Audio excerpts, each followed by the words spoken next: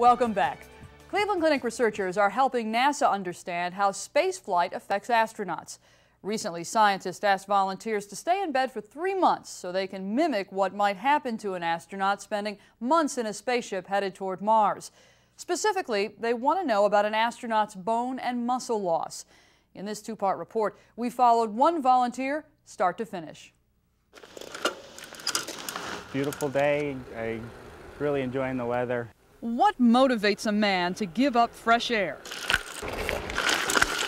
and his freedom? I don't have too much going on at home.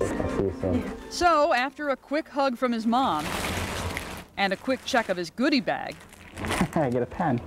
31-year-old Steve Snitsky gets ready to take part in a scientific experiment that may someday help NASA's astronauts. That's going to be so cool. When they go to Mars, I'm going to be able to say, I helped them do that. He will spend the next 3 months in bed. He can't sit up, he can't stand up. Make yourself comfy. Down here is where Steve's at. Scientists are mimicking the effects of long-term zero gravity on the body. And over a course of a 6-month to 12-month mission, you could lose 10 to 15, 20% of your bone mass in your legs. 4 glasses, so you've had 100 cc's, right? So, in essence, we're trying to prevent that from happening. We don't want an astronaut to get to Mars and find out that their femur is too weak or their hips are in danger of fracturing if they... See the guy behind Davis's shoulder? That's Steve. He's strapped in next to a treadmill. We're on day 8, right? Scientists want to know if a treadmill is more effective than other exercises done in space. So close, yet so far. He's in the group that does everything but actually exercise, because scientists want to compare his bone loss with those who do. He's up 20 minutes a day, 5 days a week. He just gets to lie there, suspended in air or in bed, with a lot of time to read Just a good old boy. and to watch the entire second season of The Dukes of Hazzard. And if he needs a little inspiration, He actually put my name on it and put a message to me, and that really did mean something. a NASA legend who seems to understand that because Steve is grounded, he'll help future astronauts fly farther.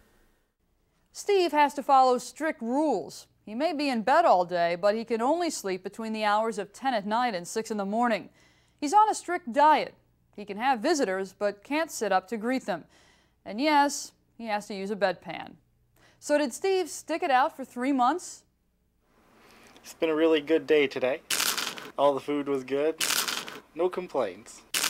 Having a lot of fun. But will the fun last? How can anyone stay in bed for 3 months? Now it's playtime. I'm going to watch Charlie's Angels. Always lying down, never able to sit up. The highest I can go is laying on my side. Steve Snitsky is one of the first people participating in a Cleveland Clinic study. Researchers want to know if they can mimic long-term zero gravity for NASA's mission to Mars. I'm looking forward to it. What will happen to Steve's body without any exercise? My leg is a lot smaller than it was before. He can wiggle his leg like jelly 1 month into the study. He's losing muscle strength. Inactivity also affects the bones. We, of course, measured in the urine and the blood all of the markers of bone turnover. And so we had very considerable evidence that bone was being lost from these measures. But boredom may trump bone loss. And I really want to get out of this bed. With 2 weeks left, Steve is fighting his way through a bout of the blues. I miss driving. I miss riding my bike. I miss taking a shower. But he guts it out. And 3 months after climbing into bed, Steve is slowly climbing out. Now, take a few steps. Okay, 1 step at a time. Dr. Kavanaugh says researchers are now confident they can accurately mimic long-term space travel's effect on the body. But if we can stop these changes in bone in our bed rest subjects, that's going to reflect in our subjects who are going to be astronauts in the future. And after nearly 30 books, 24 movies, and 1,000 games of solitaire, Steve gets to do something he hasn't done in 3 months. Cleveland air. He's a little wobbly, but on this first day of freedom, Steve knows his sacrifice will not only help future astronauts, it also taught him something about his own mental toughness. It's an excellent experience. I'm glad I did it. NASA's mission to Mars is scheduled for 2030. Researchers hope to have final results of this bed rest study finished in 3 years.